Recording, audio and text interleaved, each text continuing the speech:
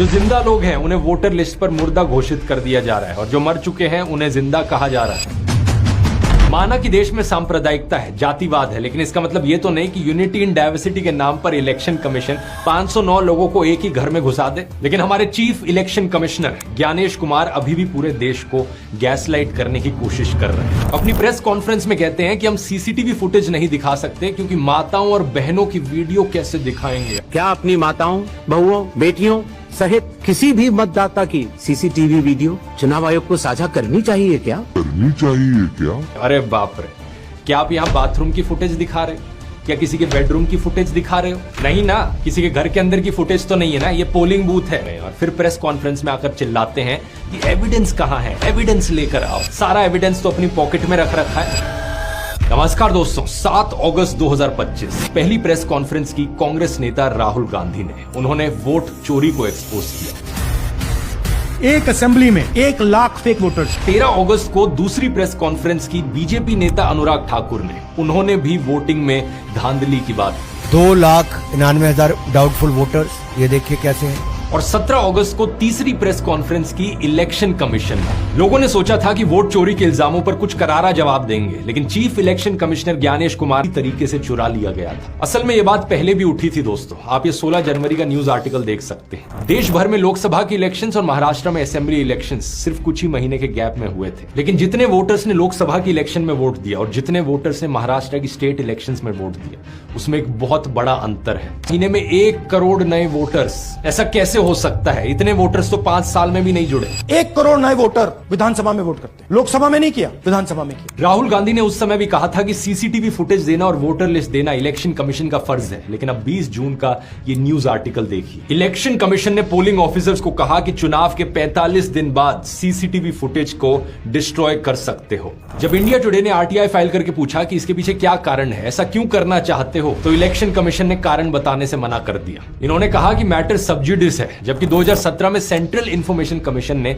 साफ तौर पर कहा है कि चोरी करने के लिए इलेक्शन कमीशन बीजेपी के साथ मिली हुई थी। भाई और बहनों, सच्चाई यह है कि हिंदुस्तान में इलेक्शन कमीशन और बीजेपी मिलकर इलेक्शन चोरी कर रहे हैं। यह पूरा का पूरा सबूत ब्लैक एंड व्हाइट में आज हमने आपको दिया। अब कुछ लोग ऐसे हैं दोस्तों हमारे देश में जो हमारे नॉन बायोलॉजिकल प्रधानमंत्री नरेंद्र मोदी को अपना लिविंग गॉड मान चुके हैं। ऐसे लोगों से तो लॉजिक की उम्मीद नहीं की जा सकती, लेकिन जो बाकी लोग हैं, आप एक कॉमन सेंस की बात, भी कॉमन सेंस है, वो भी यही कहेगा। लेकिन हमारे chief election commissioner Gyanesh Kumar अभी भी पूरे देश को गैसलाइट करने की कोशिश कर रहे हैं। अपनी प्रेस कॉन्फ्रेंस में कहते हैं कि हम सीसीटीवी फुटेज नहीं दिखा सकते क्योंकि माताओं और बहनों की वीडियो कैसे दिखाएंगे। क्या अपनी माताओं, बहुओं, बेटियों सहित किसी भी मतदाता की सीसीटीवी वीडियो चुनाव आयोग को साझा करनी चाहिए क्या? अरे बाप रे, क्या आप यहाँ बाथरूम की फुटेज दिखा रहे हो?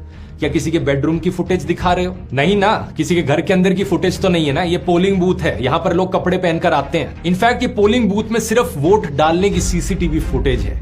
हमें तो यहाँ पर किसी का चेहरा भी नहीं देखना, बस एक अंदाजा लगाना है कि क्या 5:30 बजे के बाद सही में इतनी बड़ी संख्या में लोग आए थे वोट डालने के लिए या फिर नहीं आए थे। सिर्फ भीड़ का अंदाजा लगाना है। और बात तो यहाँ पर यह है कि अगर आप वोट चोरी जैसे भारी एलिगेशंस लगने पर भी सीसीटीवी फुटेज नहीं दिखा सकते, तो वहां सीसीटीवी लगाने का पॉइंट क्या बना? हटा दो उस कैमरे को, फिर लगाई किस लिए रखा? प्रेस कॉन्फ्रेंस में राहुल गांधी ने हरियाणा और मध्य प्रदेश के असेंबली इलेक्शंस का भी डिटेल में जिक्र किया। बीजेपी को एंटी इनकम्बेंसी नहीं लगती थी। ओपिनियन पोल, एग्जिट पोल कुछ कहते थे, रिजल्ट कुछ और आता था। हरियाणा करे सबूत सिर्फ सीसीटीवी फुटेज में मौजूद है जो इलेक्शन कमीशन डिस्ट्रॉय करने पर तुला है। विश्वास जी, जब आपका नाम ही विश्वास है तो आपका भी प्रयास होना चाहिए कि डेमोक्रेसी में विश्वास फैल सके। अगर आपको लगता है कि वाकई बीजेपी जनता के बीच में पॉपुलर है, तो आपको खुला चैलेंज देना चाहिए कांग्रेस वालों को कि जैसा तुम्हें करना है कर लो। अगर तुम्हें ईवीएम पे चुनाव करना है कर लो, बैलेट पेपर पे करना है कर लो। बता दो इलेक्शन कमिश्नर किसे चुना जाए, बता दो कौन कौन सी सीसीटीवी फुटेज पब्लिक करनी है, बता दो किस तारीख पर चुनाव होना चाहिए। फुल ट्रांसपेरेंसी रहेगी और ऐसे में फिर आप सही में कह सकोगे कि हाँ भाई हम जीते हैं। और अब कांग्रेस वालों के पास कोई बहाना नहीं होगा हारने के बाद। लेकिन बात फिर से यही है दोस्तों कि बीजेपी ऐसा नहीं कर रही है। एक्चुअली में बीजेपी की हरकतें इसकी बिल्कुल उल्टी हैं। ऐसी हरकतें जिनसे अविश्वास फैलता है, ऐसी हरकतें जिन्हें देखकर लगता है कि जनता के बीच में बीजेपी पॉपुलर नहीं है। और एक्चुअली में बीजेपी डरी हुई है। जैसे कि मार्च 2023 में Anoop Barnwal versus union of India case में एक लैंडमार्क सुप्रीम कोर्ट जजमेंट आया। इसमें कहा गया कि चीफ इलेक्शन कमिश्नर और इलेक्शन कमिश्नर्स की अपॉइंटमेंट के लिए एक हाई पावर्ड सिलेक्शन कमेटी बनाई जाए, जिसमें प्रधानमंत्री, लीडर ऑफ ऑपोजिशन और सुप्रीम कोर्ट के चीफ जस्टिस होंगे। यही 3 लोग मिलकर वोट करें और डिसाइड करें कि कौन इलेक्शन कमिश्नर बनेगा। बड़ी ही लॉजिकल सी जजमेंट है, क्योंकि इलेक्शन कमिश्नर को यहां पर निष्पक्ष होना चाहिए। तो ये बात पूरी तरीके से सेंस बनाती है कि उन्हें इलेक्ट करने के लिए एक प्राइम मिनिस्टर होंगे, एक लीडर ऑफ ऑपोजिशन, बैलेंस हो गया यहां पर, और एक चीफ जस्टिस ऑफ इंडिया। लेकिन दिसंबर 2023 में सरकार ने क्या किया, इस जजमेंट को बाईपास कर दिया अपना खुद का कानून पास करके। सरकार ने कहा कि इस कमेटी में चीफ जस्टिस को हटा देते हैं, उसकी जगह अपना खुद का ही एक यूनियन कैबिनेट मिनिस्टर डाल देते हैं। इससे इस कमेटी में 2 खुद के सरकार के लोग हो गए और एक लीडर ऑफ ऑपोजिशन, और सारा बैलेंस बिगड़ गया। अब सरकार चाहे तो अपनी मर्जी का इलेक्शन कमिश्नर अपॉइंट कर सकती है। इसके खिलाफ सुप्रीम कोर्ट में कई पिटीशंस फाइल की गई हैं, जैसे कि Jaya Thakur versus union of India, लेकिन सुप्रीम कोर्ट ने इस पर स्टे लगाने से मना कर दिया है। इसी कानून में सरकार ने बड़ी चालाकी से एक और चीज ऐड कर दी कि कोई भी चीफ इलेक्शन कमिश्नर या इलेक्शन कमिश्नर अपनी ऑफिशियल ड्यूटी करते हुए चाहे कुछ भी कहें, कुछ भी करे, उनके खिलाफ किसी भी कोर्ट में कोई भी सिविल या क्रिमिनल प्रोसीडिंग्स नहीं हो सकती। ये बात सही है कि ऑफिशियल काम करते हुए किसी से भी गलती हो सकती है और इसलिए गलती का स्कोप रखना चाहिए। लेकिन अगर कोई इलेक्शन कमिश्नर जानबूझकर बेईमानी कर रहा हो, वोट चोरी कर रहा हो, लोकतंत्र पर धब्बा लगा रहा हो और इस चीज के खिलाफ सबूत भी मौजूद हो, फिर भी उनके खिलाफ केस नहीं किया जा सकता। क्या लॉजिक बना इस चीज का? एक बार फिर से जरा अपनी कॉमन सेंस लगाओ, दोबारा एआई से पूछने की जरूरत नहीं है। कोई भी सरकार आखिर ऐसा क्यों करना चाहेगी? इसी कानून के तहत दोस्तों ज्ञानेश कुमार को चीफ इलेक्शन कमिश्नर अपॉइंट किया गया। उन्हें अपॉइंट करने वाली कमेटी में मौजूद थे खुद नरेंद्र मोदी और अमित शाह, राहुल गांधी भी थे, लेकिन 2:1 का वहां पर वोट है। और आज इन्हीं ज्ञानेश कुमार पर सवाल उठ रहे हैं। ये खुद मशीन रीडेबल वोटर लिस्ट और सीसीटीवी फुटेज पर कुंडली मारकर बैठ गए और फिर प्रेस कॉन्फ्रेंस में आकर चिल्लाते हैं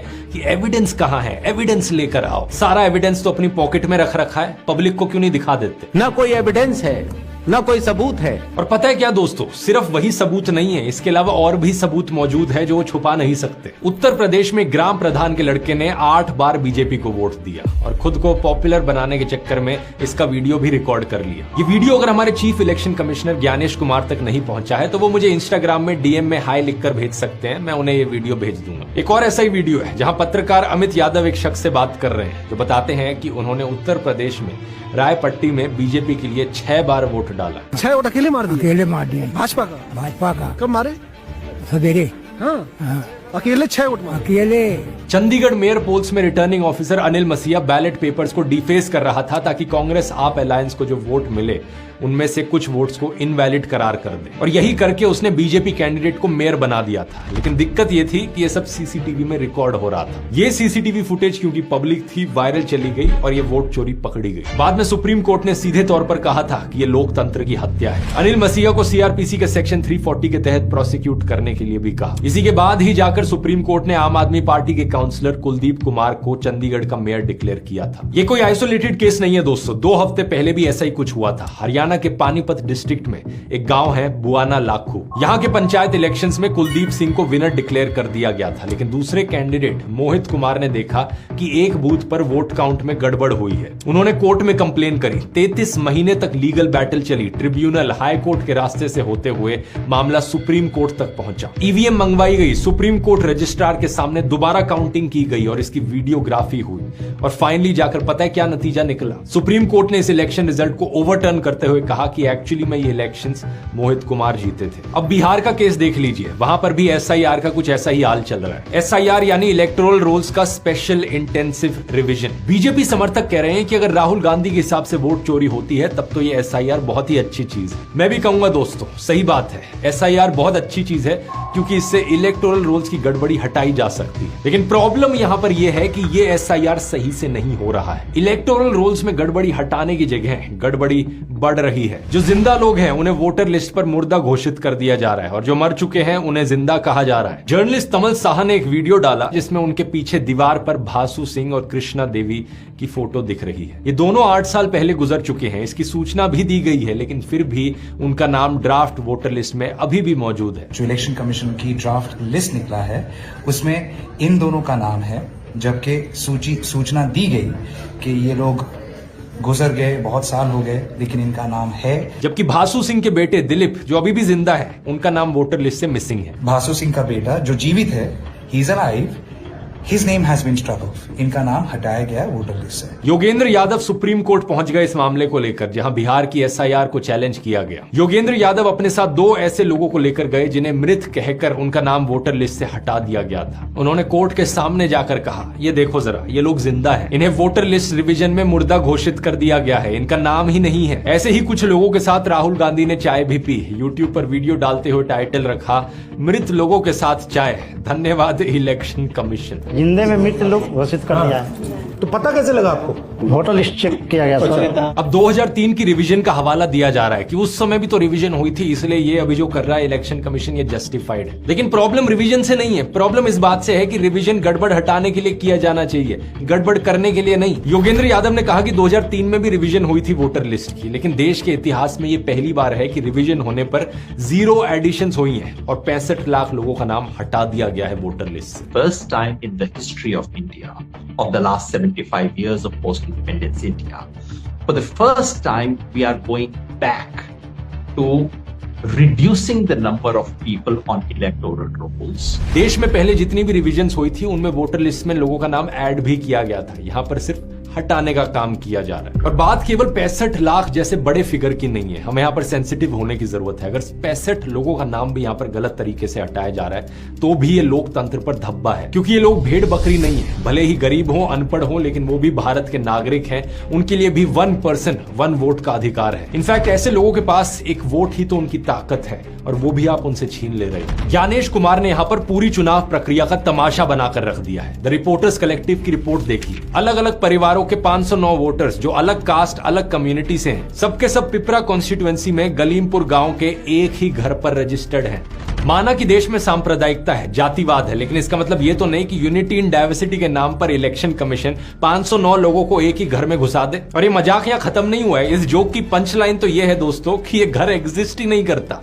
ऐसे ही एक और इलेक्शन कमीशन के सपनों का मकान है, जहां 459 लोग रजिस्टर्ड किए गए हैं। पिपरा, बगाहा, मोतिहारी, केवल इन 3 असेंबली कॉन्स्टिट्यूएंसीज में ऐसे 3590 केसेस पाए गए हैं जहां एक ही एड्रेस पर 20 या 20 से ज्यादा लोग रजिस्टर्ड हैं। इनमें से कई केसेस में घर ही नहीं है। इस तरह इन 3 कॉन्स्टिट्यूएंसीज में कुल मिलाकर 80,000 ऐसे लोग पाए गए हैं।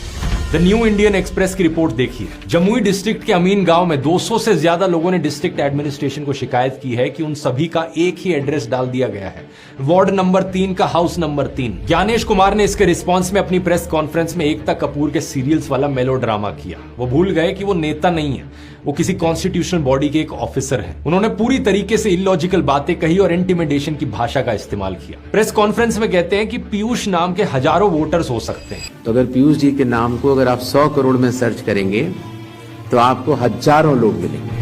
बात सही है, फर्स्ट नेम बहुत से लोगों का सेम हो सकता है, लेकिन जरा ये बताओ कि उनके बाप का नाम भी एक होगा? क्या बिहार में रहने वाले सभी पीयूष के पिता का नाम एक हो, एड्रेस एक हो? क्या ऐसा हो सकता है? अरे बाप रे, ये तो धोती खोल रहा है। दूसरी बात यह है कि किसी के पिता का नाम ये होता है, YTDTR, ये कैसा नाम हुआ? ये तो ऐसा भी नहीं है कि स्पेलिंग मिस्टेक हो गई हो, एडिडास की जगह एडिबास लिख दिया गया हो, देवेंद्र की जगह दिविंद्र लिख दिया गया हो।